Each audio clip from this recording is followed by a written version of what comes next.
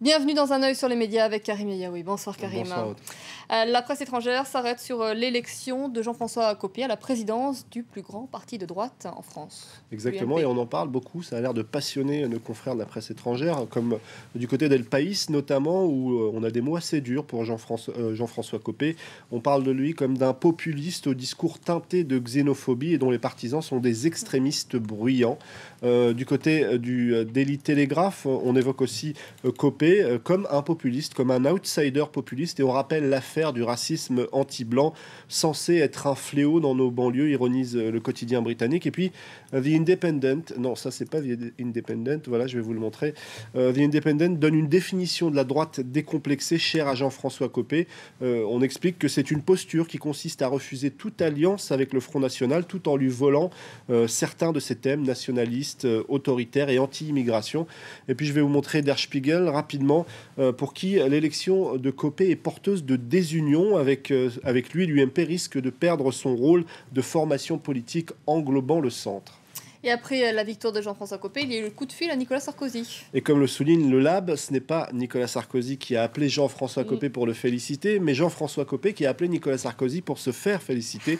Et ce détail, dans l'entourage de Nicolas Sarkozy, eh bien, on a pris grand soin de le préciser. Sur Twitter, certains ironisent, comme la journaliste du Nouvel Observateur, Estelle Gross, qui écrit « Copé qui appelle lui-même Sarkozy, c'est un peu comme appeler le jour de son anniversaire pour se le faire souhaiter ».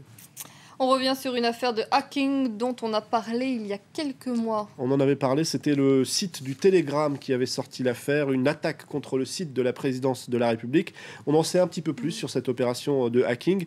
Et l'Express, qui en parle demain dans sa version papier, mais dès aujourd'hui sur le net, explique que la piste remonterait vers les États-Unis. Il s'agirait alors d'une cyberattaque sans précédent entre pays alliés, écrit l'Express.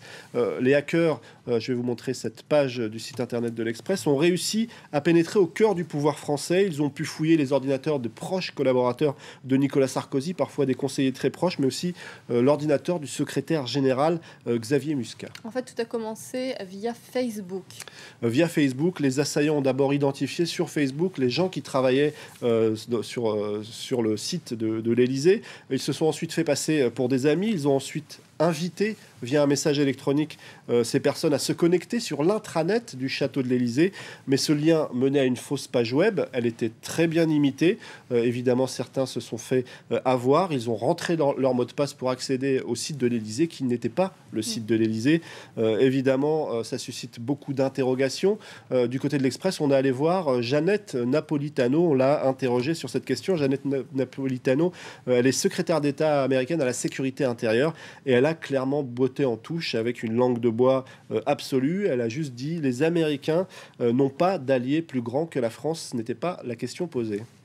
On évoque à présent Benoît XVI, selon lequel nous ne sommes pas, nous vous en informons, nous ne sommes pas en 2012. Alors Dionysius Exiguus, qu'on découvre à l'image, ce moine qui a estimé au 7e siècle le début de l'art chrétienne, se serait trompé, écrit Benoît XVI. Benoît XVI qui sort le 3e tome de sa trilogie sur le Christ consacré à l'enfance de Jésus. Eh bien pour le pape, la date historique de la naissance de Jésus, elle serait à décaler 6 ou 7 ans avant celle qui a été évoqué par ce moine au 7e siècle. Donc alors, nous sommes en 2019, c'est ça ? On est en 2018-2019, donc certains soulignent que cette fameuse... On vient de prendre un sacré coup de vieux. On a pris un coup de vieux, mais l'apocalypse Maya, si elle avait eu lieu, elle aurait dû avoir lieu depuis un petit moment déjà. Donc, pas de fin du monde le 21 décembre. On finit avec une histoire chinoise, Karim. Alors, très rapidement, je vous montre ces photos à la une du Huffington Post. Il n'est pas beaucoup plus jeune que Joseph Ratzinger, mais il ne porte pas la même robe. Un Chinois de 72 ans a fait sensation sur le web. Il a décidé de devenir mannequin à 72 ans, mais pour une marque de vêtements pour adolescentes. Il s'appelle Liu Xiaoping et ce n'est pas franchement le grand-père typique. Il a expliqué qu'il voulait simplement donner un coup de main à sa petite fille qui a lancé une boîte qui fait des vêtements pour les jeunes filles sur Internet. Il a fait le buzz. Apparemment, ce n'était pas prévu, dit-il. Il voulait juste filer un coup de main. En tout cas, ça s'est répandu sur la toile. On en parle jusqu'au Brésil. C'est adorable. Merci beaucoup, Karim. Merci pour votre chronique. Vous restez avec nous dans Paris Direct. Un journal, c'est dans un peu plus d'une minute.